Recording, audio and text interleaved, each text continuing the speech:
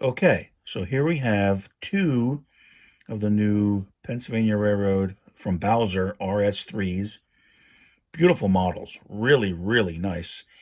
I have the bodies and the trucks and everything all weathered up.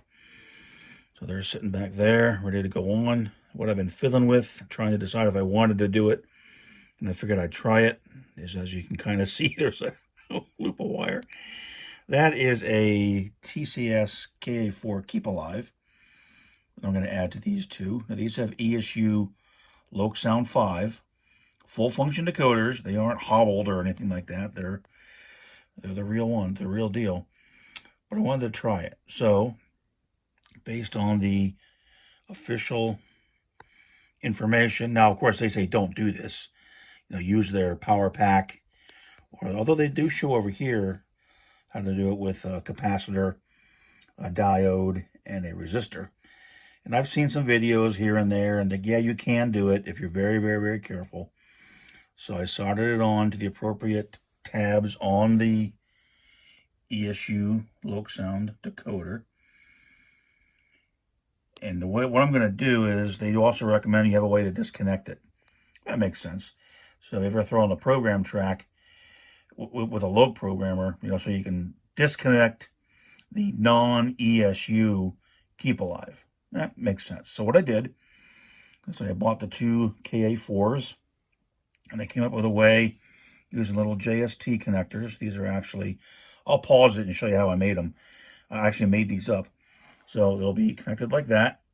So if I ever need to go to the programming track, I will have to take the body shell off and then pop that off, and then the Keep Alive will not be connected when I set it on the programming track and fire up the Lok programmer software. I don't plan to do that. I've gone through currently and I've done the programming I want. I have the volumes all set.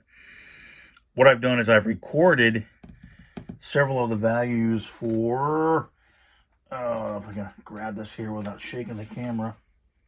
What I did, it's over here, sorry. Come here, you pain in the rear. So what I did,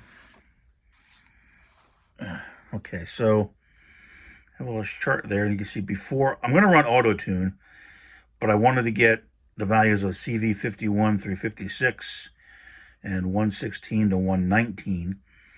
They recommend to do that. So I have those down. They're on the program track. I got them. So all the volumes are set the way I want. The horns are set the way I want. The bell sounds like a decent bell. Anyway, it's pretty much ready to go.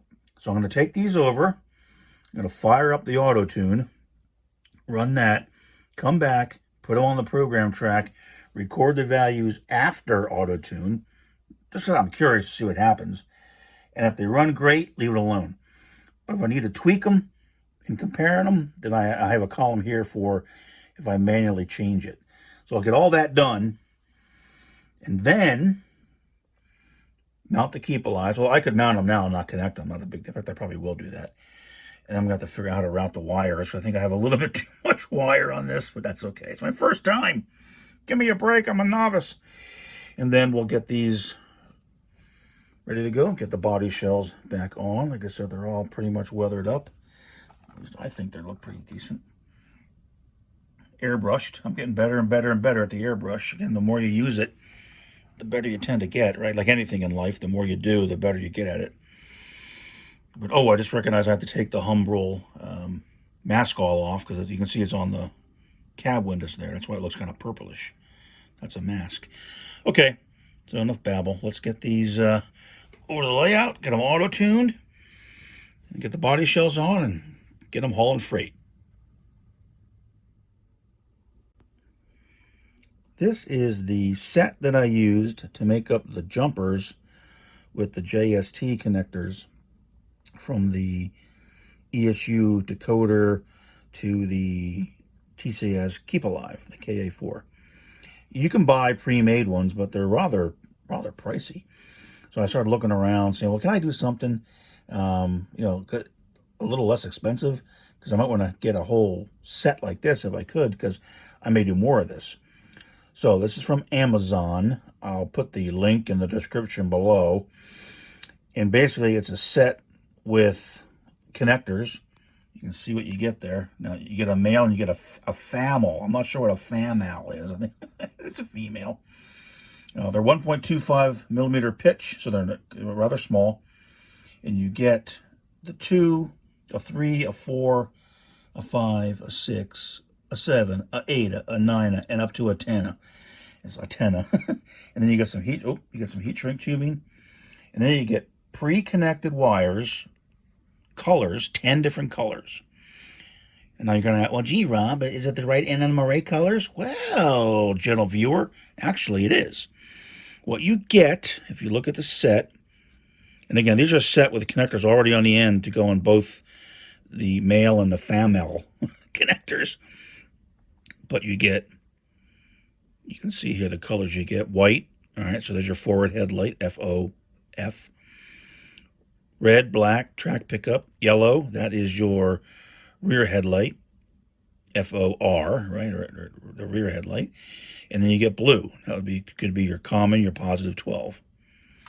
All right, then you also get green, brown, purple. Okay, I'm calling that purple. That's for speakers. And you get orange and gray for your motor. So it's like, hey, for the most part, it's got all the colors that I think that and I do like to keep them, you know, use the right colors. I don't know. I like seeing it that way. So that's the way I want to do it. That's why there's tons of these out there. So I spent like a half day at work surfing to try to find the right set that had the pre-crimped, the pre-made wires in the colors that I wanted, in the right collection of connectors, male and female. So that's it. So that is the set, and the wires are plenty long. Again, for what I did here on mine, I cut them in half. So it's probably still too, looking at it, it's like I probably really could have cut it shorter. Anyway, like I said, I'm a novice. But that is it. So again, I put the female end coming off the decoder. That's all that is. I probably won't focus very well. And all you gotta do is just you hold the shell, take the wires, push them in. They click in like a typical JST. Not a big deal. Oh, sorry, blur there. And then on the other one, this is actually the male connector. Its pins are sticking out down there. And that's the other side. So to me, it was like, you know what? This just makes sense. I'm going to go ahead and buy this. Again, off of Amazon, and not terribly expensive. Yeah, it's probably made in China, but, you know, whatever. What isn't nowadays? I mean, all my model railroad engines are made in China, so I might as well put some connectors in them made in China. I know the Bowser RS3s came from China, because that was part of the problem. So, that's my nice little set, ready to go. I can do some more. I'm probably going to make up a 4 connector when I work on my Broadway Limited Pennsy L1S. You can see I'm stripping that out. I'm going to put a Wow Sound in it. I'm waiting for the new Wow Steam to come in. I'm doing the warranty upgrade on it through TCS. And I got some wires already figured out. I'm going to bring back, I have to bring back 4 different wires. 2 for the speaker, because this is one I'm putting the speaker in the front, and more on that later. I shouldn't even be talking about this. So I need to bring back 2 speaker wires, or 2 purple wires, and the headlight positive, negative. So 4 more. The track left, right, and the motor positive, negative. They're already there in the typical harness from BLI. So that's it. But I'm going to need to add 4 more wires. So that's waiting for that. So I'm going to make up a connector for that again, and then solder that on to these. So if you take this off, it isn't all soldered up. You could just leave it all soldered.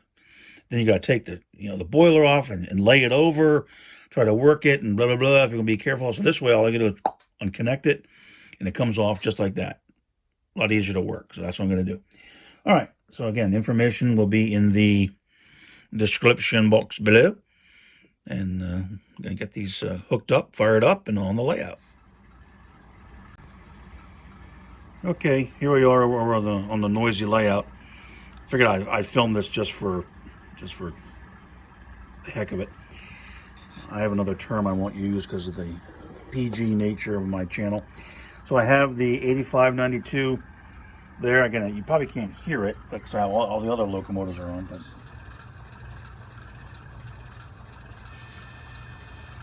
I may want to increase the horn volume a little bit. I like my stuff, my sounds generally relatively low. In my opinion, you shouldn't be able to hear it across the layout, and I don't want it too annoying. And it's kind of annoying now because I have that. I got the VO 660. He's got sound. He's running. The C630. He's running. Steam engine's quiet, but no. Okay, anyway. So this does run, and I haven't auto-tuned it yet. I just set it on the layout. I want to make sure. Let's see how it runs.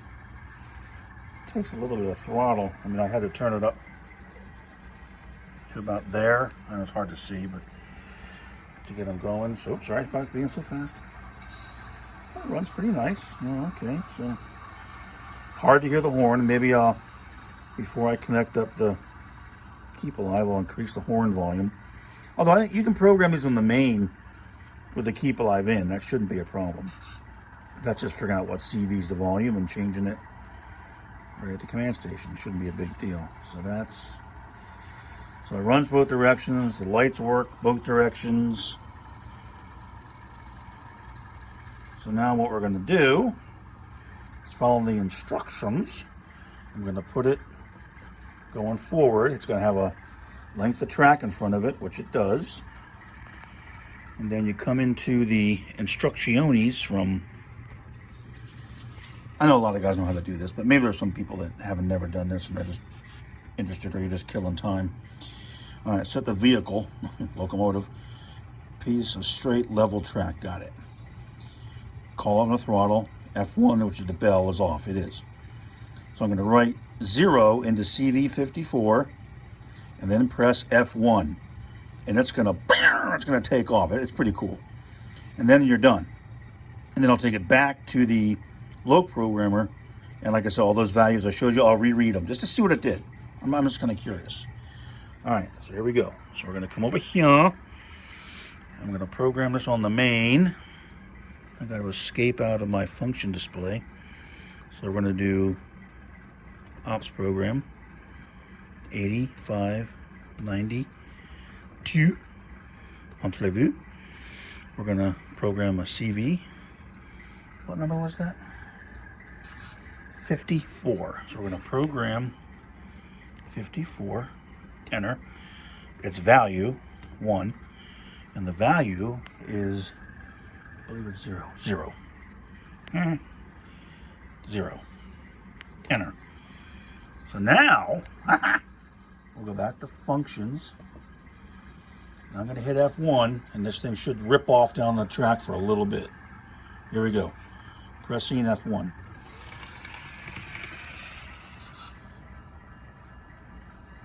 And the bell, I don't know if you can hear it, the bell is ringing. Okay, so that should have done the auto tune. Now let me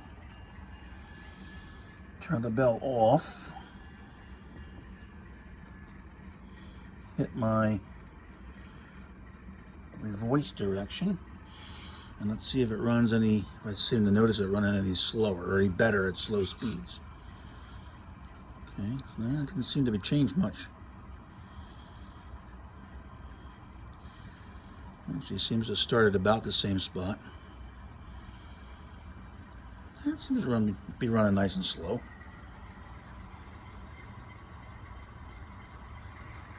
Again, don't have a tripod, so I'm kind of wobbly here.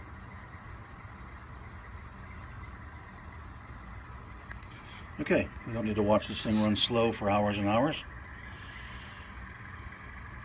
Let's see how much momentum I have in this thing. Crank it up to a decent speed, and then I'm going to kill the throttle now. Okay, not bad. I don't like a whole lot of momentum, especially if you're going to be switching. It drives you crazy. I know it's more realistic, Rob. Yeah, right. We're playing with trains. Get over it. All right, so that's down. I'm going to do the other one, then take them back to the bench and fire them up in the Lok programmer and see if it changed those CVs. All right, more to come when I get back at the bench. Okay, here we are at the bench in my, hey, this is the greatest, but it seems to work okay. So I got the locomotive, the 8592 on a piece of fast track, straight track, tacked down to a board for some stability. I have it connected up to the Lok programmer, and that's an old Lok programmer. Now, I'm amazed it still worked, but it did. I had to buy a new USB cable because it wouldn't recognize it with the one I had originally with it, or other ones I had around the house. So I had to buy the ESU USB connector. Then, boom, it fired up fine. And I downloaded the latest version of the Lok programmer software. And I'm still learning. This is not going to be a video at all on how to use the software, because you wouldn't want to watch my video on that, because I am not very good at it. I'm starting to fiddle with it, learn it a little bit. There's so much more you can do with this that I just don't know, that I need to get into, things I don't understand yet. All right, anyway. So, like I said, I thought the bell and the horn were a little bit low. So I did come in here, and based on the Bowser instructions, I assume this is right, the horn is a CV Sound 9. The bell is a Sound CV 10. And I figured out somehow that the horn is sound slot 3 and the bell is sound slot 4. Okay, so what are you talking about? I don't know. So I named them just so because you can name these. So I named sound slot Sound CV9 the horn, Sound CV10 the bell, and the value is which horn or bell it is. So for the horn, I have the Leslie 3-SL, which I think is the right horn for the Pennsy RS3s. There's still some debate about that. And for the bell, the value is 0, and that is the Alco Bronze Bell 004. Sounds okay to me. I'm not real picky about it, to be honest. And then down below, again, sound slot, what did I just say? Sound slot 3 is the horn volume. And I'm going to crank it up just a little bit, up to 50. Save that. And then the bell is sound slot 4. I think I moved that to 50. So I'm gonna try that. And then of course you can go back and change the master volume, which I may want to do, but I can always do that on the main as long as I know what CV it is. Not a big deal. Okay, so now what I want to do, you can go to read write CVs. I want to read them. Like I say, come back over here. I don't know why I'm filming this, because no one probably gives a crap about this stuff. Hey, what the heck? I gotta fill out the video. So CV 51 through 56, and there's the original values. So if I come back over here and I say CV 51 and read it, it's now 32. Oh, that did change. Okay. So what I'm gonna do, get a piece of pen here. All right, so it was 0. Now it is 32. All right, I'm gonna pause it because you don't need to see me go through. All I'm gonna do is click and read and write and just see what the values come out. I'm just curious how different they are after the auto tune. All right, I'll be back in a moment. Okay, so I went through, I read the values, CV by CV, although I found there's another pane, you can go to look at that, but so you can see what happened there. Yep, they did change. So they were the before column and then the after column, at least 51, 52, 53, 54 changed a wee bit, 55, 56 didn't change, and 116 to 119 didn't change at all. Now, what does that mean? Hell if I know. I just wanted to try and see what happens. And then I guess from here, if I wanted to, I could tweak those CVs if the things don't run right. But you know what? Good enough. I'll try it. So I'll get the... now what I want to do, I did also increase the volume for the horn, the bell, and the master slightly, because it seemed a wee quiet over there. But when I get the Keep Alive in, get it hooked up, get the shell back on, get the Katie's on it, and get it running. Oh, I got a con system too. So I got to set that up. I do want to consist these. All right. So there you go. Fun with Lok Programmer and all that kind of shenanigans. Like I know what I'm doing, which I do not know what I'm doing, but I'm muddling around with it. I'm having fun.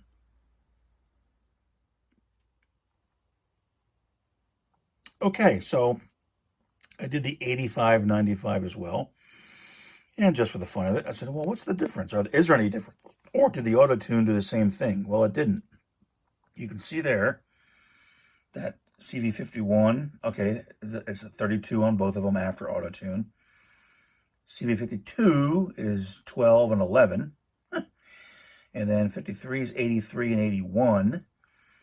And then 54 is 42 and 46. Holy moly, you know what that means? I have no idea. And then CV55 is 51 and 46. 56 is the same, 255 for each. And then the bottom ones didn't change at all. So it did do something. You know, I guess it is reading the characteristics of the motor and doing whatever magic it does. So interesting. You know, I wanted to try. I don't know how big a deal it is. I'm certainly not going to spend a whole lot of time playing around with these numbers as long as it runs okay. I'm a pretty simple guy when it comes to DCC. I want the lights to work forward, reverse correctly. I want the bell to be the bell I want and be the right volume, the horn, the right volume, the prime mover, the right prime mover, and not too loud. And that's about it. I don't play with dynamic brakes and windshield wipers and air spitters and blah, blah. I just like whatever. And most people, when they're operating, like I said before, most people like to turn the sounds off sometimes. It gets annoying. So, anywho, now I did figure out one more. All right, so put these sheets over here, not on top of my steam engines. Oh, get the ore with the light out of there. So on this tab, which is the function mapping, that's where I found out that, I don't know if you can see the mouse. Well, maybe. I don't know if you can even see this with my damn cell phone, but obviously, you know, F1 being the bell is sound slot 4, F2 being the horn is sound slot 3. So that's where I found that. That's where I figured out on this tab. And there's so much you can do with this ESU stuff. You gotta love the Germans. Man, they are freaking intense. And I've only scratched the surface, and I'm not even gonna probably do this a whole lot. I don't have a whole ton of ESU equipped locomotives just yet, but some.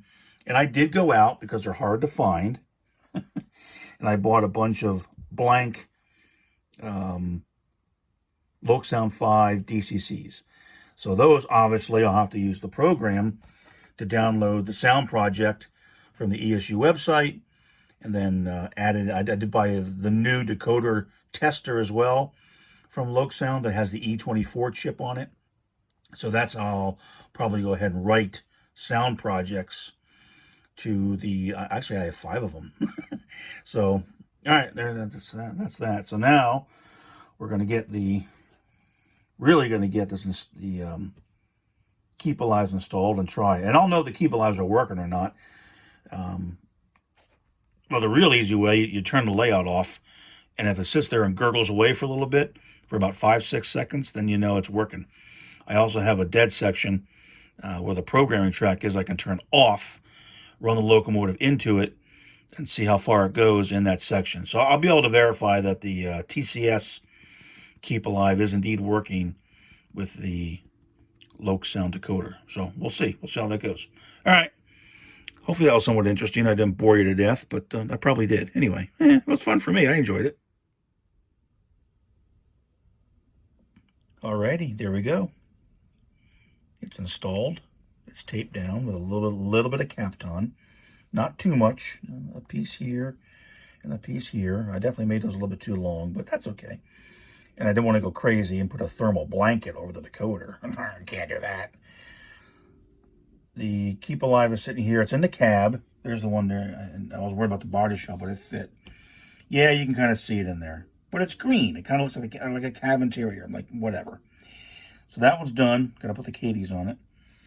To hold these down, I used this blue duct, D-U-C-K as in duck, quack quack, duct tape, not duct as in T, duct tape. This is pretty good stuff.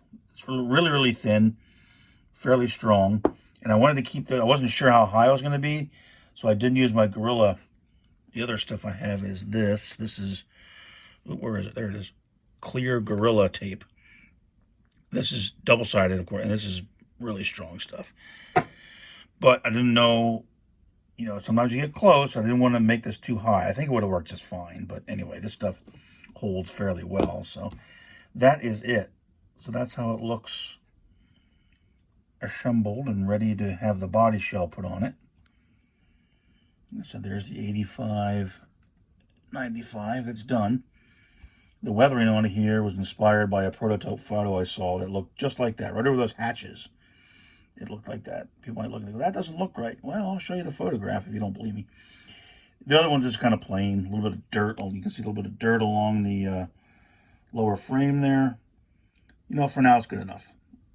They definitely look better than the shiny out-of-the-box look. So, okay, let's get the shell on this bad boy and get them over to the layout and get them fired up.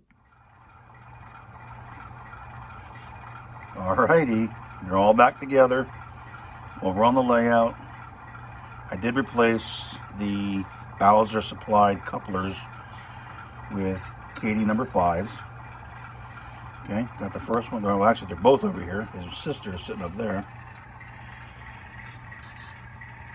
I put on the track, turned on the power, said, please don't blow up, please don't blow up, please don't blow up. But nothing happened, so it seems good. So I don't know if you can hear it and everything else. I hope that's an Alco. All right, here's the bell.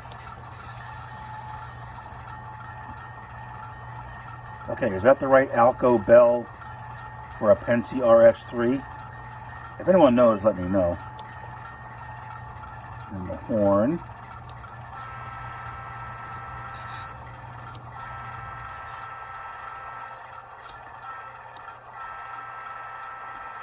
You got the right horn? I don't know. And I assume the sound is the proper Alco prime mover. Alright, so I'm going forward and turn the headlight on. Oh, where's my headlight?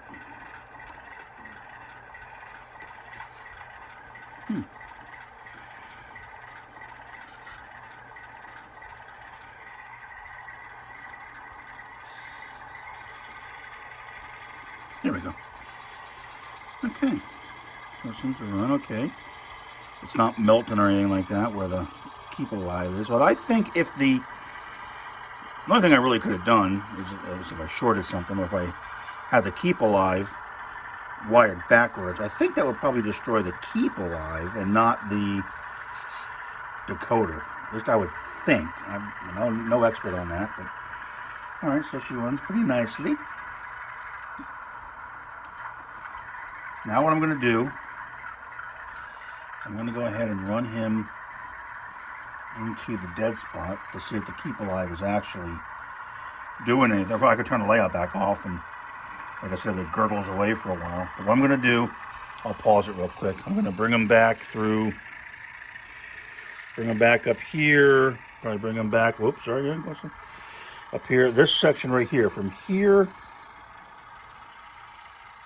to there is, I can turn it off. That's the programming track for the command station. So I can turn that to off, let him run in, and we'll see how far he goes to see if we can confirm that the Keep Alive is working. So all right, let me get him over there and we'll give it a shot. Oh boy, he's ready to go. All right, so I have this set up here. So right where that orange magic wand is, that's where on the program, that's where the isolated gap is. So after that, it's dead. I turned it off and I know it's not on, it's not set to program or anything crazy, it's off. So we're gonna crank him up, bring him in, and let's see if the Keep Alive is working.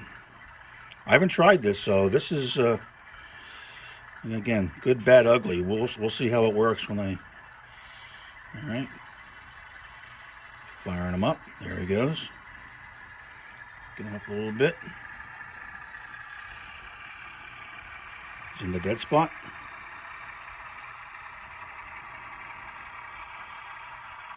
Nope, there he goes. Okay. So now if I turn the power back on, well, let me pause. I want to make sure I turn it to the right way, not the program, but I'll be right back. Okay, he's back. He ran back through. I turned the power on, and he fired back up. So I got him there. So that's good. Again, nothing melted, or there's no smoke or any other magical things happening. So that's good. So he's ready for service. So now I'm going to do the same thing on the twin sister over here. All right, 8592, you're on deck. Get yourself ready. Same thing. I'll run them back and forth a little bit, bring them through, make sure the Keep Alive is working, which it should. It should be fine, but we'll see. And then these two are ready to rock and roll. Get them in service. I didn't consist them just yet. I'm thinking of perhaps keeping one of them as local power for the Eugene turn or the Sharon local or something like that. And one of the other ones, perhaps go ahead and consist it up with the Rapido RS11. That might make a pretty cool looking consist. So, or maybe at some point do all three of them. Wouldn't that be nice? Woo! Okay, these are ready to rock and roll. So far so good. So there you go. That's how I added a Keep Alive to the new Bowser Pennsy RS3s.